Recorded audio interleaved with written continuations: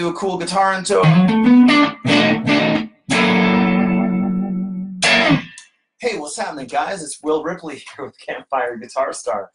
Hey, so ask me anything. Let's get this conversation rolling. I do have, I sent out an email on the Campfire Guitar Star mailing list earlier today, and I heard back from a couple people with some questions on there. I want to answer those questions that came in on email first. So Jetty asks about pivot fingers, what they are and how to do them. So, and this kind of lends itself to Annalise's question, aka West Winds. She was asking about the song "Blue on Black" by Kenny Wayne Shepherd, and let's see if I can remember that.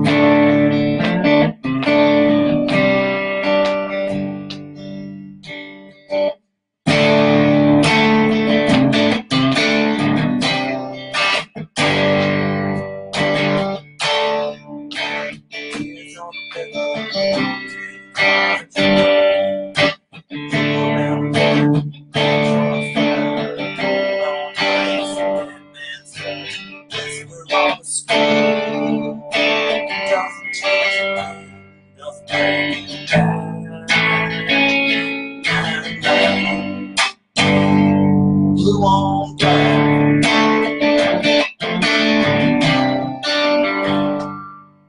Okay, so I can kind of hit two questions in one. So again, Jetty asked about pivot fingers. Annalise was wondering about Blue on Black by Kenny Wayne Shepherd. So check it out. So what pivot fingers are is where you can have the same fingers placed on even the same strings on the same frets, but play entirely different chords. So the one of my favorite examples is using D, C add 9, and G. So when you look at these three chords, check it out. There's some notes that are similar here. And there's one finger that kind of pivots, or like really the other fingers pivot around it, okay? And it's this guy. Watch my left finger here, my ring finger.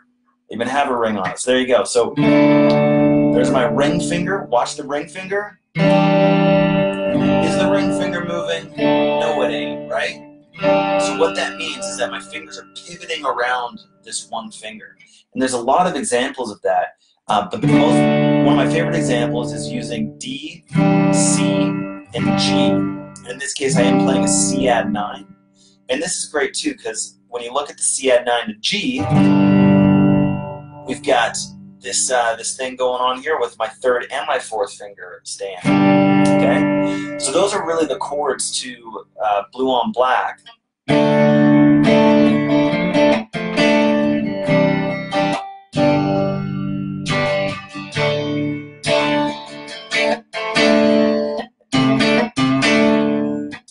Hard to say exactly what that lick is, whether it's it kind of reminds me of Bon Jovi's Dead or Alive, which is really similar, which is because it's all the same, only the names have changed.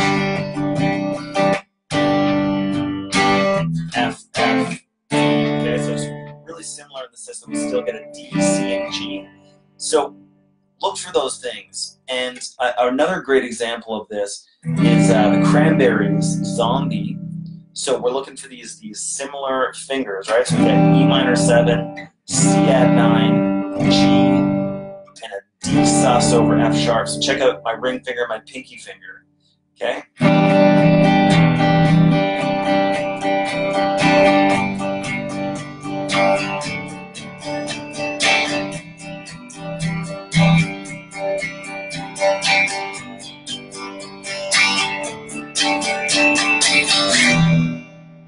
Okay, so those are pivot fingers, and that's how you can pivot your other fingers around fingers that stay in the same place. So that was a question from Jetty and Annalise. Hopefully that helped you a little bit with Blue on Black by Kenny Wayne Shepherd. Awesome, awesome tune. Really love the guitar sounds in that song. There's a pedal called an Octavia used, also a Univibe. And so, yes, just some really classic, awesome guitar tones going on. Okay, Annalise, aka West Winds, also asks, how do you practice modes and scales, okay, without making them boring and how do you kind of practice scales and modes and to make them more interesting. So, of course, what we're trying to do, guys, with scales is we're trying to access new notes and new kind of sounds and really find the right notes to play music in, right? So the big thing with scales is that you can either play a scale or you can play music, all right? So that's the big differentiation I want to make right out the gate here with that question. So how do you practice scales to make them more interesting and stuff? You have to play scales more interestingly. So you have to kind of like add some spice into those scales, because say if we take like some sort of mode, say like a Dorian scale.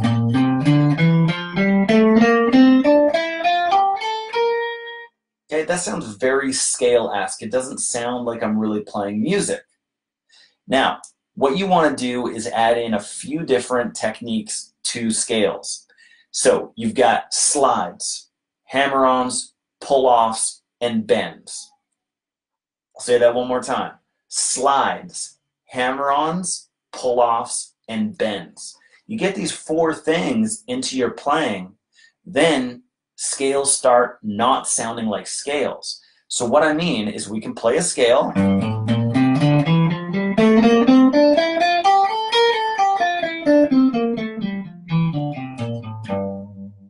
Okay, but here's all those same notes, okay? But I'm going to use hammer-ons, bends, and pull-offs.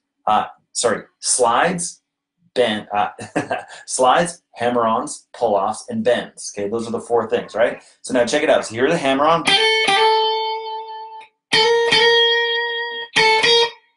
Pull-off. And a slide. Okay, a bend.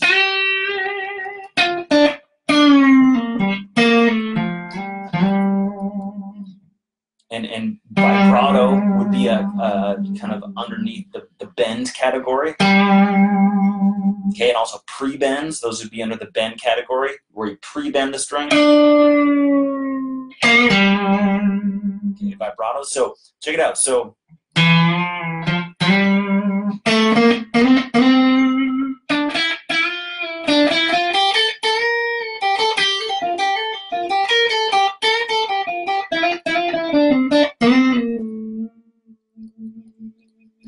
also, check it out, you can use dynamics so you can play quiet. Or you can play loud.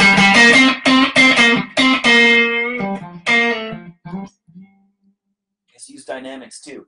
So when you're playing scales, yes, learn scales, get the proper technique, work on your alternate picking and the right finger placement, work with them on a metronome, and yes, doing scales like that will absolutely help your guitar playing. However, I can completely relate to learning a bunch of scales, logging a bunch of time on scales, and then not really feeling like you're necessarily better at guitar. Like, you can probably notice your technique is better. Like, yeah, I can play a little faster and some things like that, but am I a better guitar player? Can I solo better? No, because you've been working on the scales, you haven't been practicing playing music. So again, those 4 overarching techniques you're going to want to get a handle on, which is, again, bends, hammer-ons, pull-offs, and slides. And of course, there's other techniques kind of that go underneath there. Vibrato would be considered a bend, pre-bends, and stuff like that would also fall under the category of bends.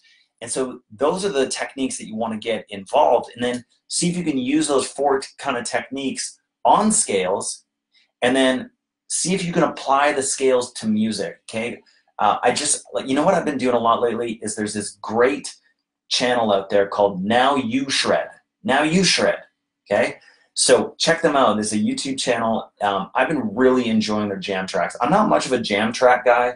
I found a lot of them kind of cheesy or some stuff that I'm not really interested. This guy's got a whole bunch of awesome rock and blues tracks that I've been really enjoying. I've been just sitting down and playing them, this funk and blues and rock and southern rock and pop and all this kind of awesome stuff. The dude does a really good job. So again, that's Now You Shred.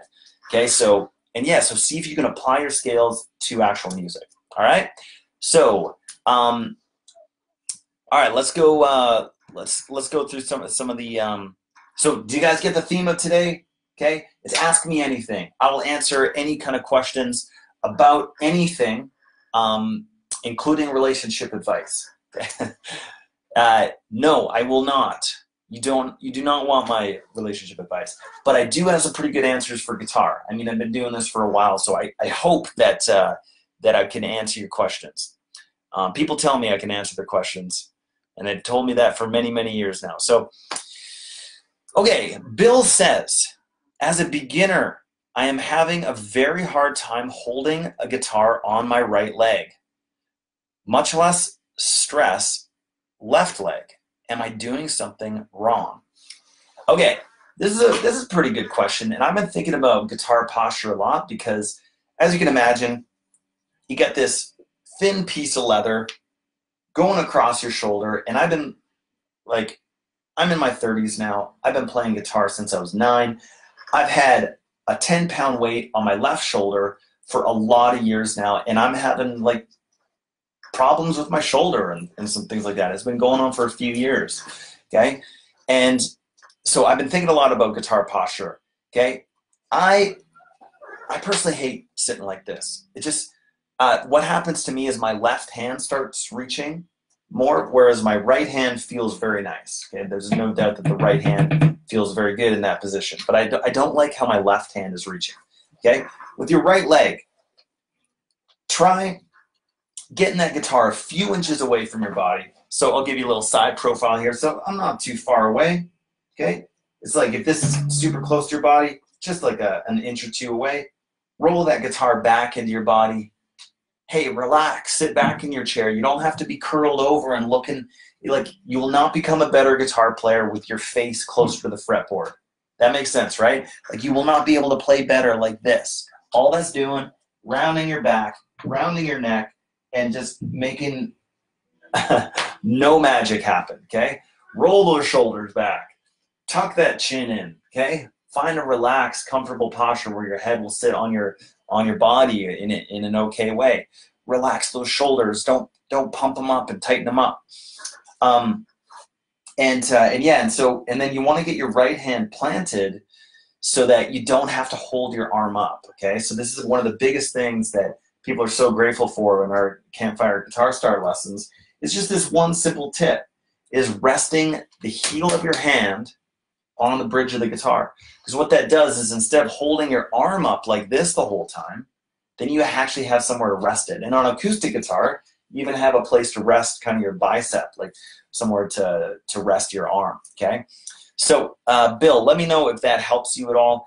Just, yeah, you want to find a seat with no arms in it. I don't know, some things like that. So, but yeah, I've never been a fan of this is called classical position. Okay, this is where you see the nutty classical players play. That's classical position. I've never liked that. Another thing that you can do is actually use a strap and get into a seating position and have the strap super high up so that you can it actually helps you with your posture. And yeah, when you stand up, it's going to be super high in your body, but that's what happens when you sit down and play guitar. Like your guitar is positioned really high up in your body.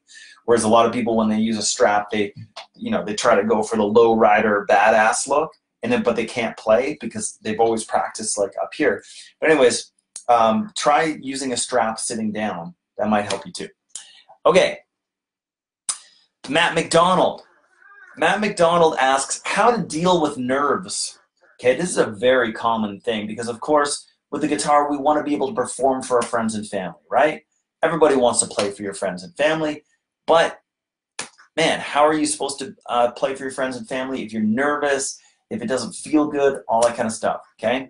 So there's one thing to be said for just practice, there's something to be said for playing more. Just do it more. Do it more often. Play for people as uncomfortable as it feels. Just play for people.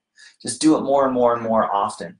And you'll find that you'll get practice and you'll understand like, oh, this song, when I play this particular chord sequence for people, people seem to like that one. So, and then you find a few songs like that. And I know that when I play for my friends and family, there's there's a few songs that I just use as go-tos because it just gets people pumped up or impresses people and things like that. And so I have like a few songs like that that help me. Okay, so that makes sense, right?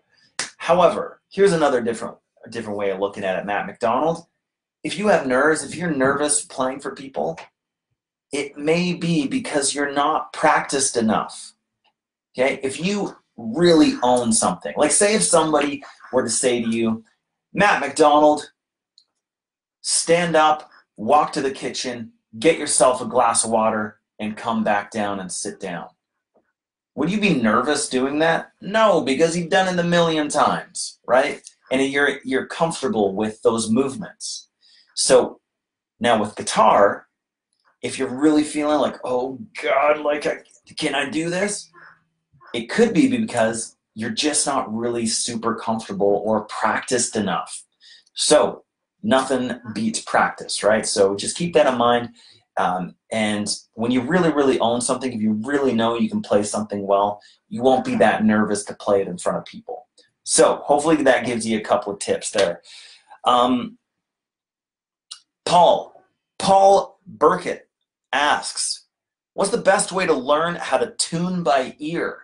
Hey, great question, because it always happens to us at one time or another where we grab our guitars and we don't have a tuner, like this tuner. Or maybe your phone dies or something, and then you're just completely screwed, right? How do you tune your guitar? Okay, there's a couple of different methods. Whatever your guitar's E string is tuned to, then that's what your guitar is going to be tuned to. And what I mean by that is that it may not be like in tune on a tuner, but you can make a guitar play in tune with itself. So if you pull the guitar out of its case, then whatever this low E string is at, then just start tuning like that. So a couple things is you can, as you guys probably know, your low E string and your high E string are the same note. So you should be able to tune that in right away. Okay? So if you get those in tune together, what you want to start doing then is use the 5th fret and compare it to the next string.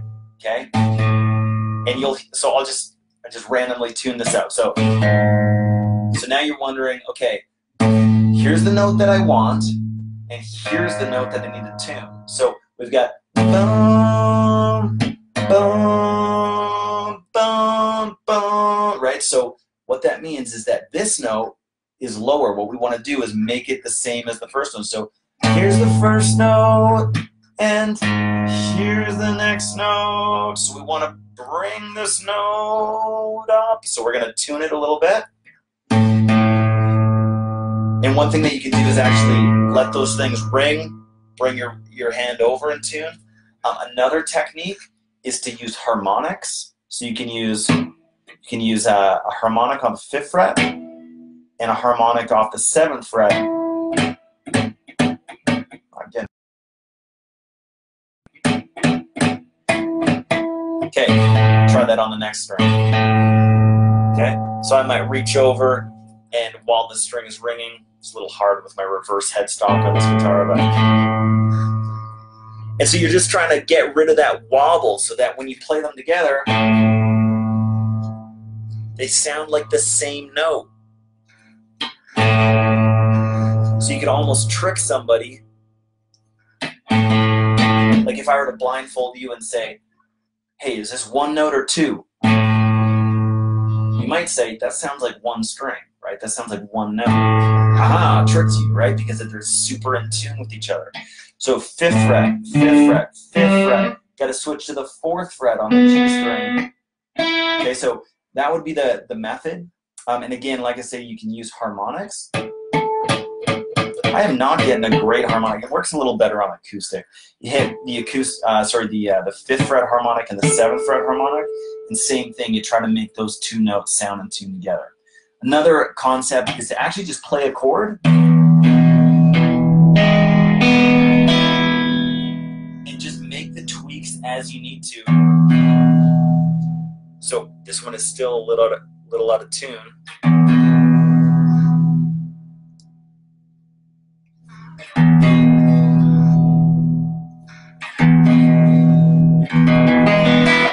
actually do something like that, like just tune in each note. And if I hear something out, then I would just grab that particular string and make it go in. So you can just hit the notes one after another. Okay, but don't worry about tuning by ear. You know why? Because everybody and their dogs, every guitar player, every pro guitar player uses an electronic tuner. I mean, sure, when I'm sure that you know, if Slash is at home and he's just playing an unplugged electric, and yeah, he might have to do a little fiddling around. But that's not going on when he's playing with Guns N' Roses.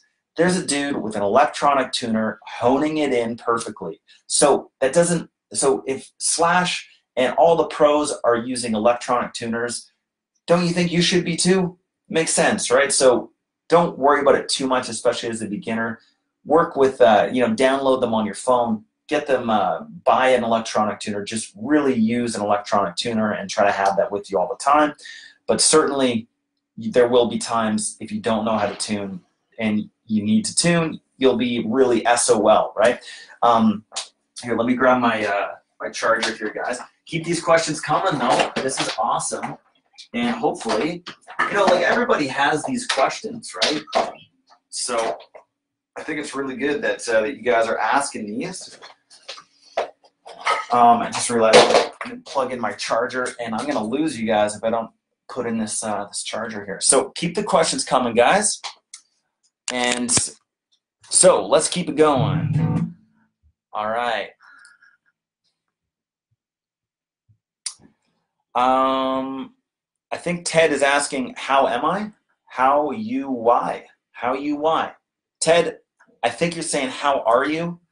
And I'm going to answer that with super freaking good, brother.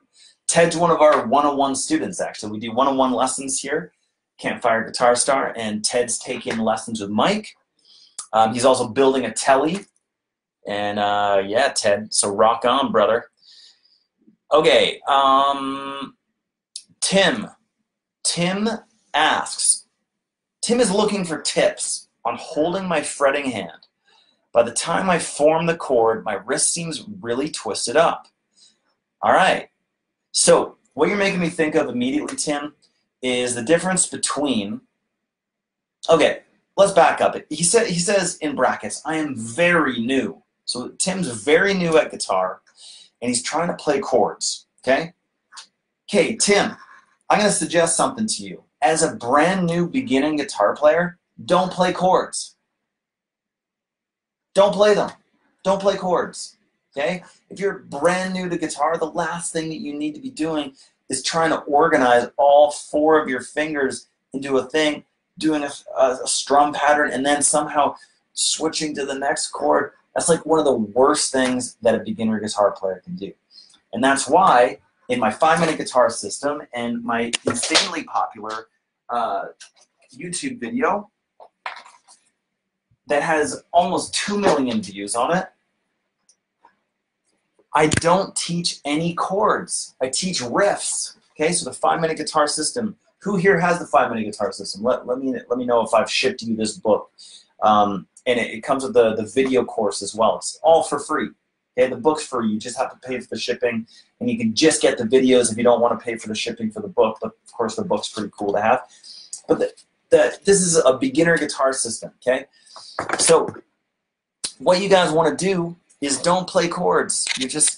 You're gonna twist up your fingers, just like what you said. So what I would suggest for you, Tim, is play riffs. Okay, like stuff even as simple as this.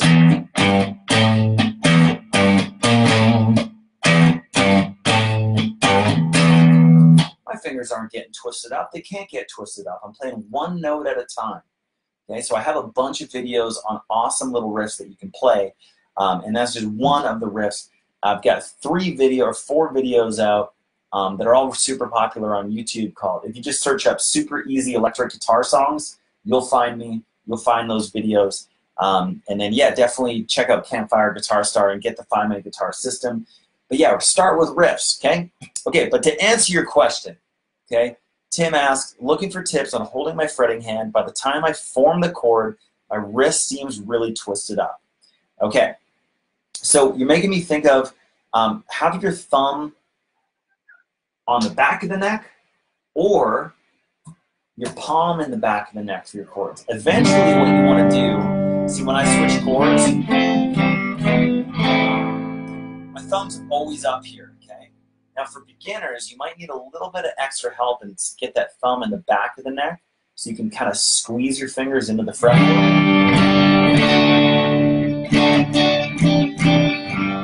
Okay, but just know that eventually as you go on, you're going to want to get your thumb up here, kind of have your palm in the back of the neck. Okay, and again, one of the very first things I covered today was pivoting your fingers. So find these chord progressions that have similar fingers. So I love teaching Zombie by the Cranberries, which sounds like this. Easy strumming. Down, up, down, up, down, up, down, up, down, up, down, up, down, up, down, up. Right? Nothing going on with the strumming. It sounds super musical. You can play it slow.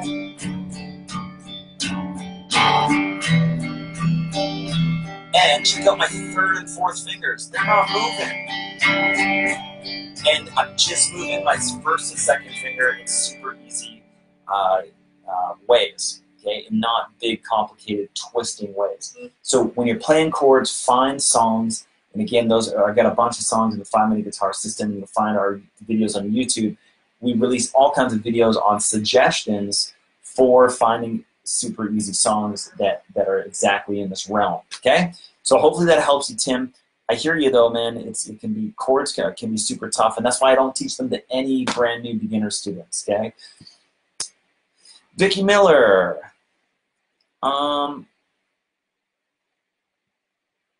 So I've heard different opinions on whether you should tune a guitar with a capo on acoustic. Okay, good call. So what Vicki is asking, and I did see your question on YouTube. For some reason, the chat is working on YouTube, but I can't get the video to work. It's just the weirdest. So those people at Google. Okay, so yeah, so what Vicki is asking is when you're using a capo, what, that's the thing that clamps on. Do I have mine handy? No, I don't. Okay, so that's the thing that clamps onto the frets so you can play in different keys and access different tones. And a lot of famous songs use capos, okay? And if you need to change a song into a different key that better suits your voice, capo can really be your friend. Okay, so what she's asking is about tuning a guitar with a capo on. And so the problem with that is that when we strap a capo on there, then that's like, it squeezes all the strings down. Okay, so not only do they have all these connection points here, but they have this new connection point here. So definitely if your capo is super tight and you try to tune your guitar using these notes, sometimes the strings don't really adjust. So what I do is a lot of times what I do is if I notice that there's something out of tune with some of these chords with the capo up on the guitar, what I'll do is I'll tune the guitar and I'll actually just lift off the capo. Like I have one of those squeeze ones. So I'll squeeze it, and so it lifts off a little bit, and that gives the string a chance to kind of switch, whether it's that way or that way, whether I tightened or loosened the string. So that just gives the string a chance to jump into position, and then I strap the capo down again, okay, and then I'll tune. So that's kind of what I do. I just kind of pump it. It's one of these squeeze ones. So I just pump it, tune it, pump it, tune it, and that usually helps out a lot.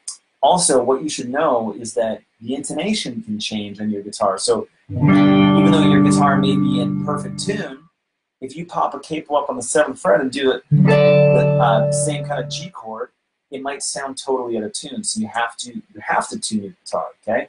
So, but all the notes are going to be different. You just have to make sure that you're reading your tuner properly. But yeah, that would be my suggestion. Let me know, Vicki, if that helps you, if that would answer your question. Yeah, just kind of lift off your capo, give the strings a chance to adjust that way or that way, pop the capo back on, use your tuner, and that's what I do.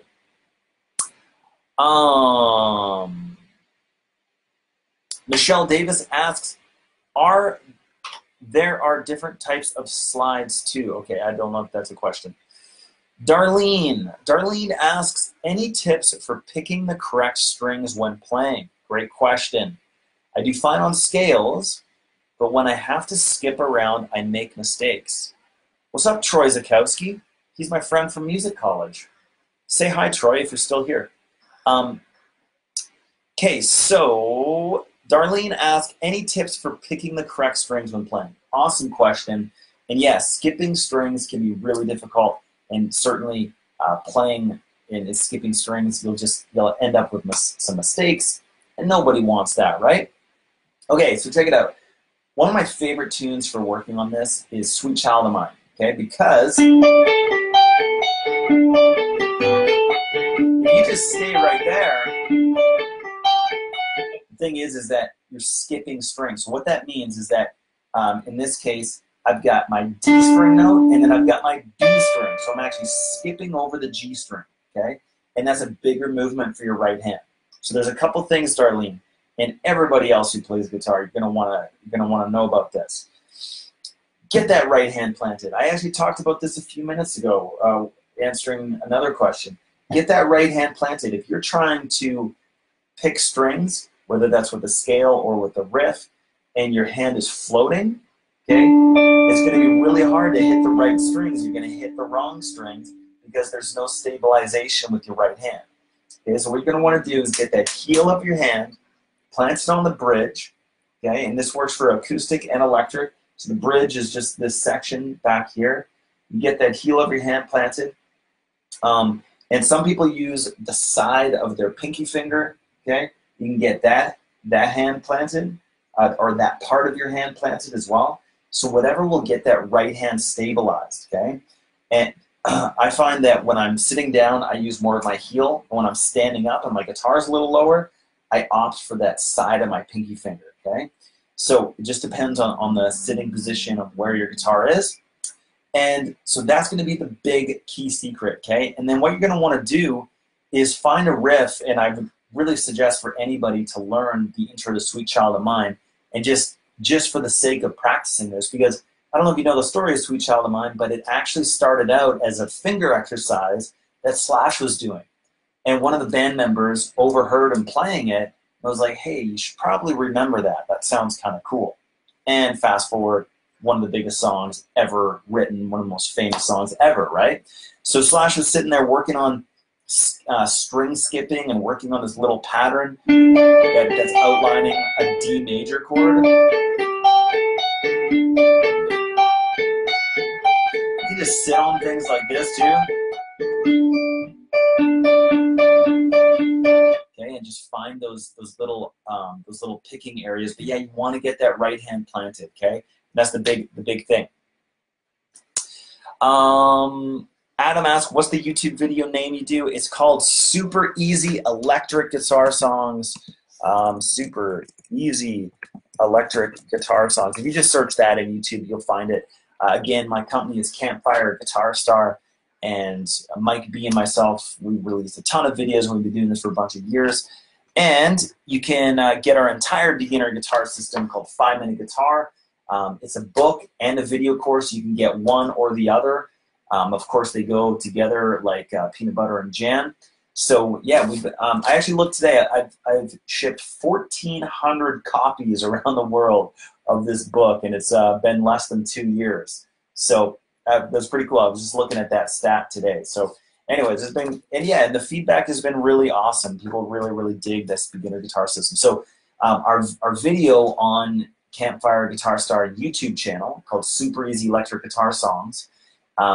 That one has 2 million views almost on it, and that's kind of like a little sample and kind of the first kind of overview of the first few chapters of the 5 Minute Guitar System, and gets people up and running, playing songs, okay? And it kind of goes back to that idea and that concept of playing riffs, you know?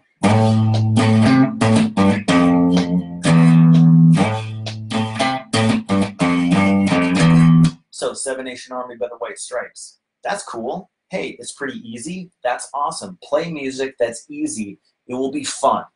Okay, right? We all know that. Now, but it's kind of disguised, because what it does is it gets your fingers operating. It gets your brain and hand connection. Dexterity gets built up. You get calluses built up. okay, all this kind of stuff. So it's kind of disguised. It's like you can play fun, easy, cool music, which is going to be really fun and awesome and cool.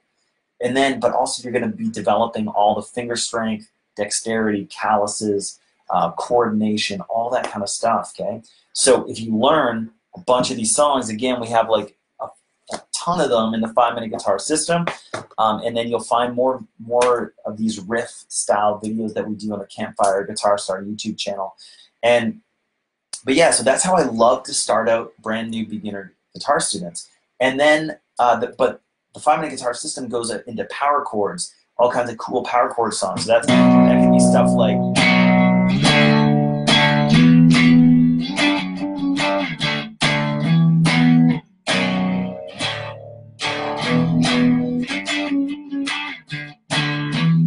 okay, of course, Iron Man by Black Sabbath, okay, using 2 fingers. So then we just add in 1 extra finger. Nothing too complicated, okay? Once we get a couple of power chord songs down, then move into chords. Okay,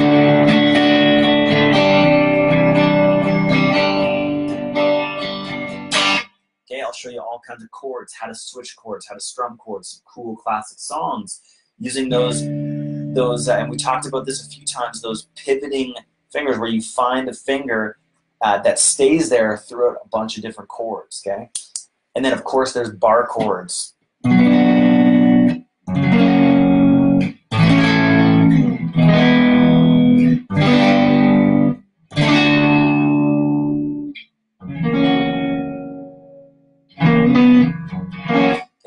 Those bar chords, and so the 5-minute guitar system tackles all those things. So do let me know, guys, if you have any other questions about the guitar. Otherwise, we'll shut it down here. And I really appreciate you guys tuning in. There's some awesome questions on the call today.